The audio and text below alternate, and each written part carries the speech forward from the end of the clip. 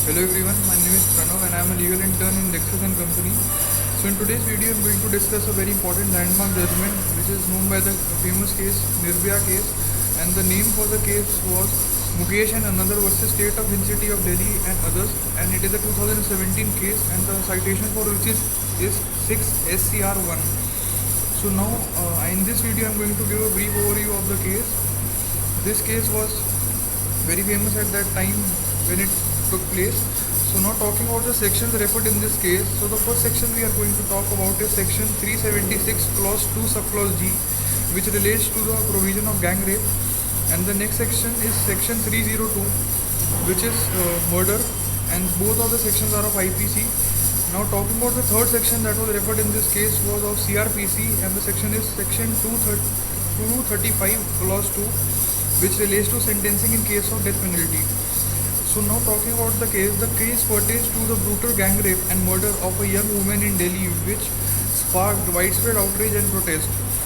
In this case, the Supreme Court examined the convicts' appeals against the death penalty imposed by them by the lower courts. The court reaffirmed that the crime committed was an extreme example of sexual violence that shocked the collective consciousness of society. It recognized the gravity of offences against women and the need of stringent punishment to deter such crimes and protect the dignity of women. The court held that the case fell under the rarest of the rare category, justifying the imposition of the death penalty. It emphasized that the capital punishment should be reserved for cases where the alternative punishment is unquestionably inadequate. The judgment recognized that the death penalty should be imposed only when the consciousness of the society demands it. So in this case, if we talk about this case, many review petition as well as other petitions was also filed, and this case comes under the category of curative petition also.